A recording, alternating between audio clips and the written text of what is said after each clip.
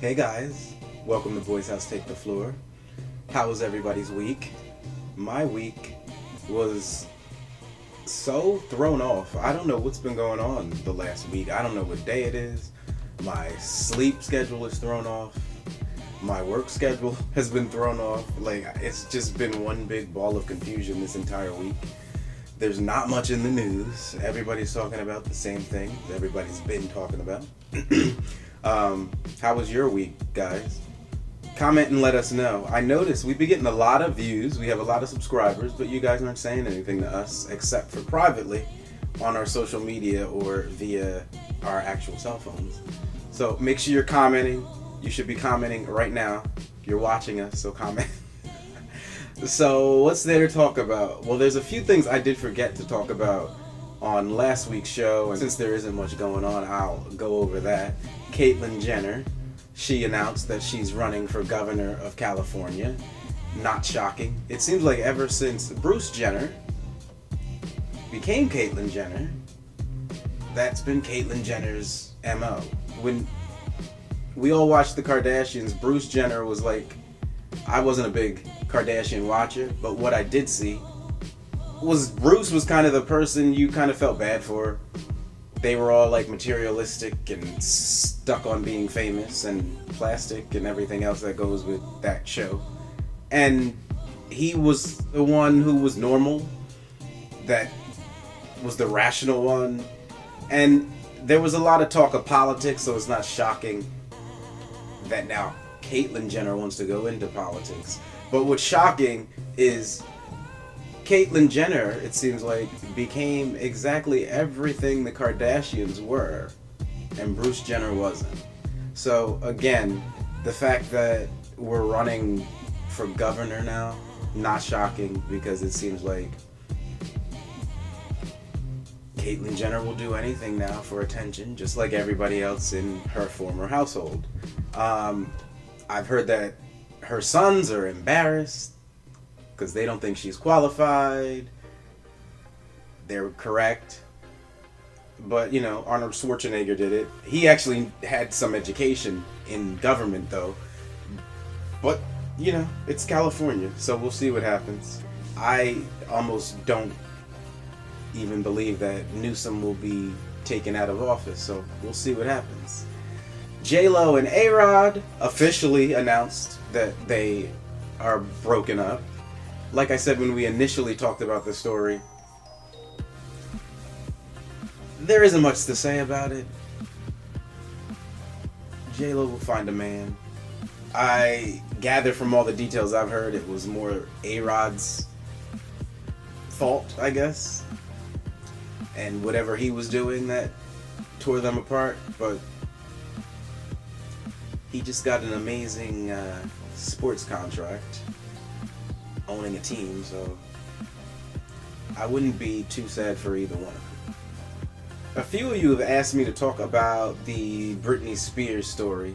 I know I spoke about it several episodes ago, and I've kind of never actually given an update. All I know now is most recently Britney has basically told the judge that she doesn't have an issue being in the conservatorship, that she doesn't feel like it's been restrictive. The only thing that she's ever been prevented from really doing are stupid things, as they describe them, like trying to buy 3 cars at one time. So it doesn't seem like she has an issue with the actual conservatorship, but her issue is she wants her dad gone. She doesn't want him anywhere near it, doesn't want him handling anything having to do with her or her career or her money. The conservatorship can stay, but she wants him definitely gone. I'm hearing in the appeal for the Derek Chauvin case, because we all knew, obviously, anytime anybody's found guilty, you have the right to appeal, so we knew there would be an appeal. But apparently his lawyers are now calling into question one of the jurors, and they're going to attempt to use that as ammunition to fuel that fight. Because apparently this specific juror went to a Martin Luther King rally last year. And I thought this had nothing to do with race. I thought specifically the trial made it a point to not ever call into question race. The fact that you murdered this man by kneeling on his neck for 9 minutes is evident to anyone of any race.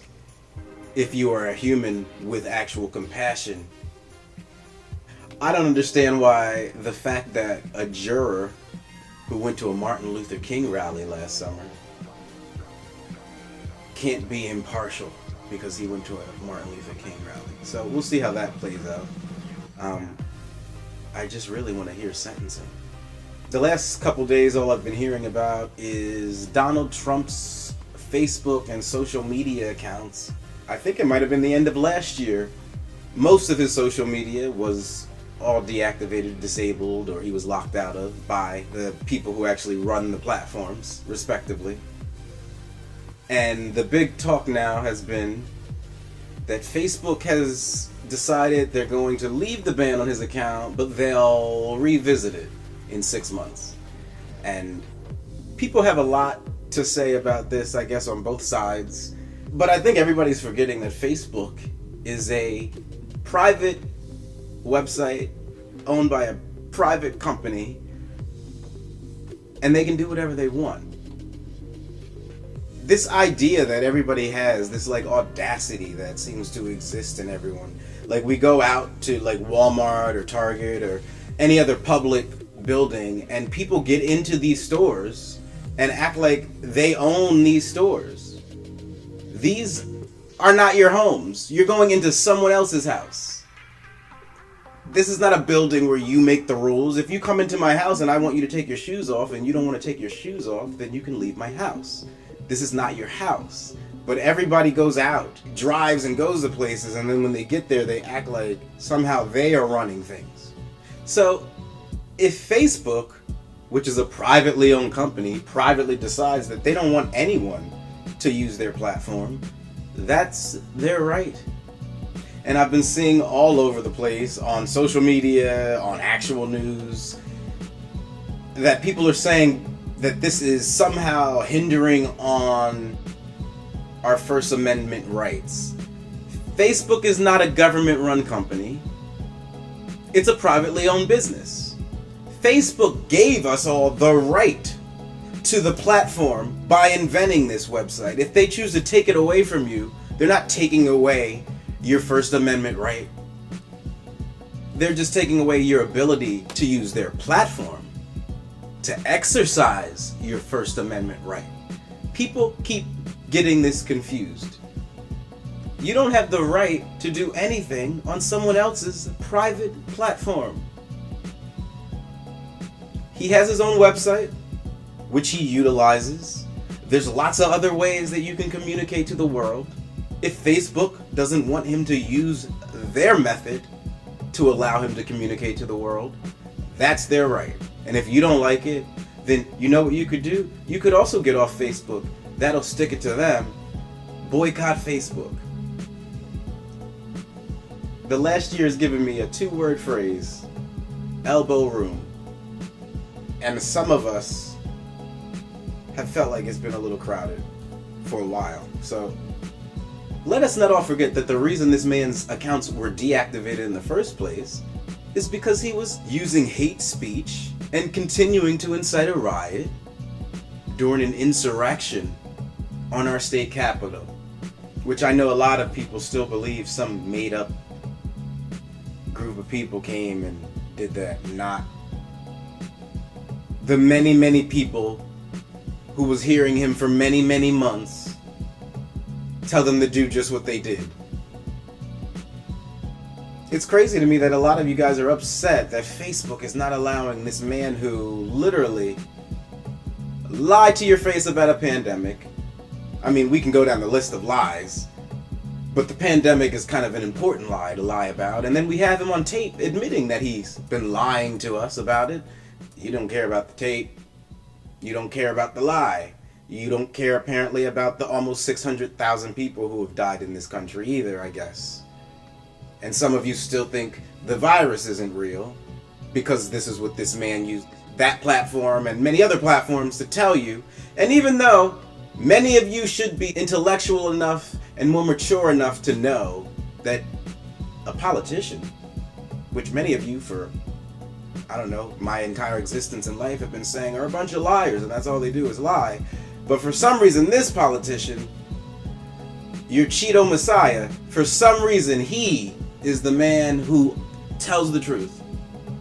Even though there's video evidence, there's audio evidence, like there's so many exhibits. We can go through the alphabet and then the Greek alphabet about all the lies, but somehow you still think because he was president, because this is what he was president, so he wouldn't lie to us, but you didn't think that when Obama was president, you didn't think that when Clinton was president. Just reconcile the hypocrisy within yourself, please. Try to make it make sense for yourself. Because if it doesn't make sense for you, it will stop being confusing why none of it makes sense to anybody else that you spout all of this nonsense to. This is the same man who said he was going to make America great.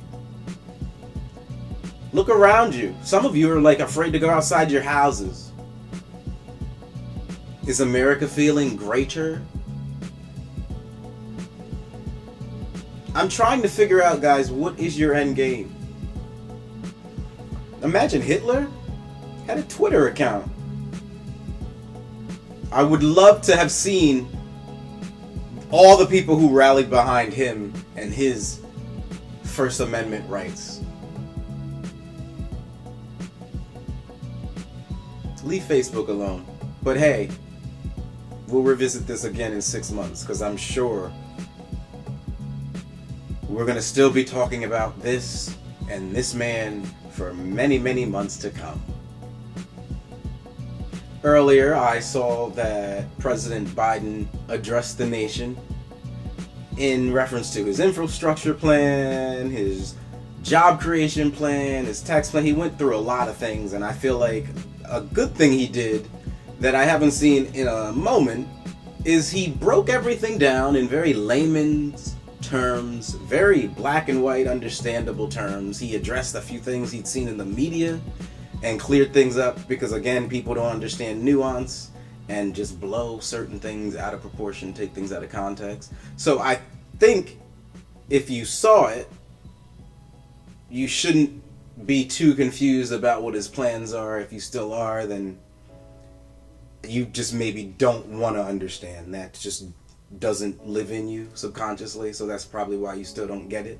What I did find interesting, though, is the entire address was not covered on Fox News. Now, this is the real news channel, right, guys? This is the channel that shows real news.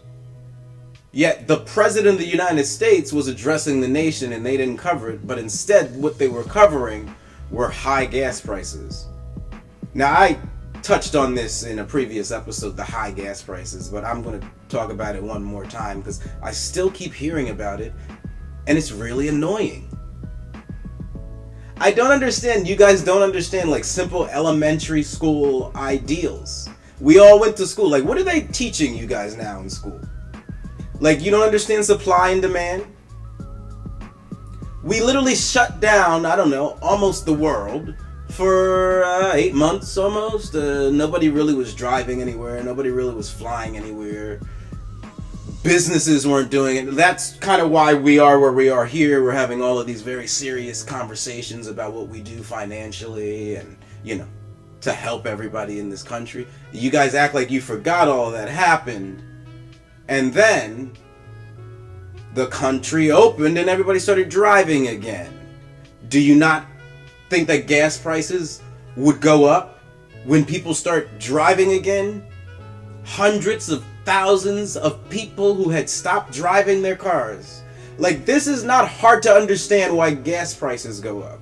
Also, again, seasonally, gas prices generally go up every year. I have been driving for a very long time, and I'm a logical person who lives in the real world. Some of you, I don't know where you're living, but I've been driving for many years, and I know many years gas prices have fluctuated. This isn't the only year they fluctuated, and you guys still keep acting like you don't remember where you were living 4 years ago, 7 years ago, 20 years ago, for some of you who are old enough to understand. Gas prices have always fluctuated, and things will continue to inflate. But gas prices fluctuating, let's stop talking about it.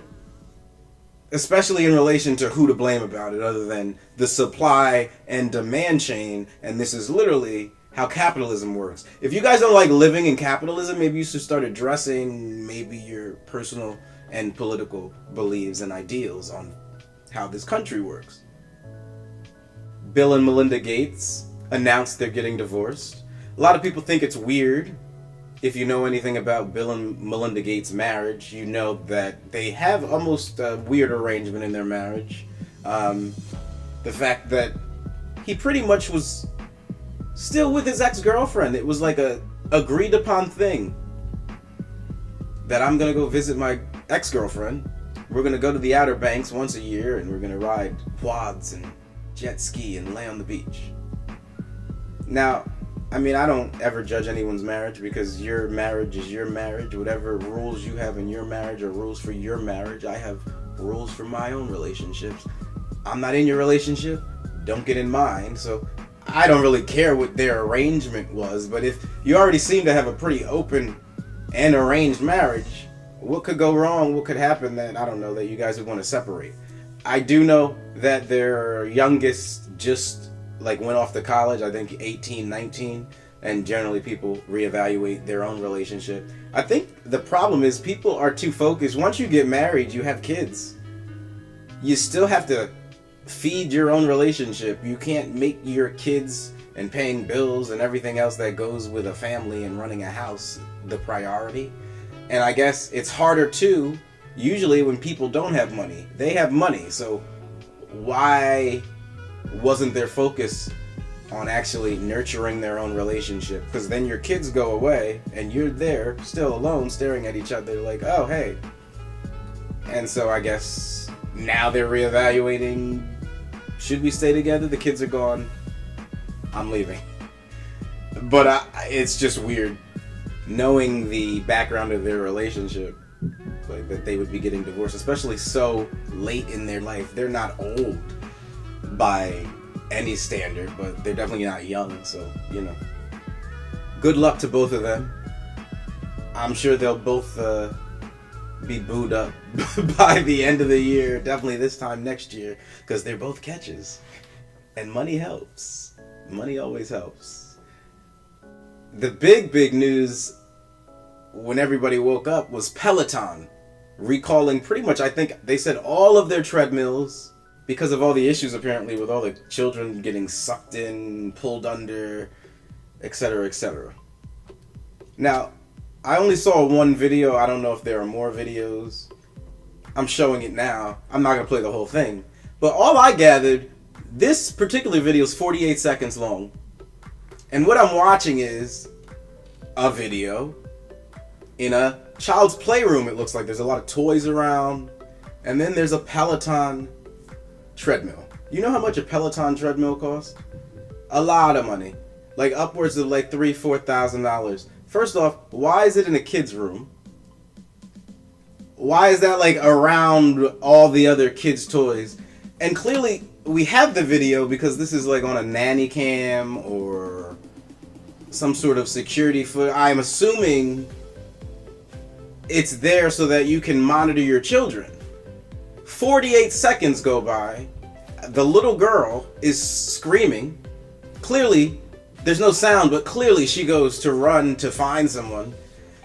And still we watch the younger kid still getting sucked under the treadmill. Seconds are going. Like, where have the parents been for that 48 seconds?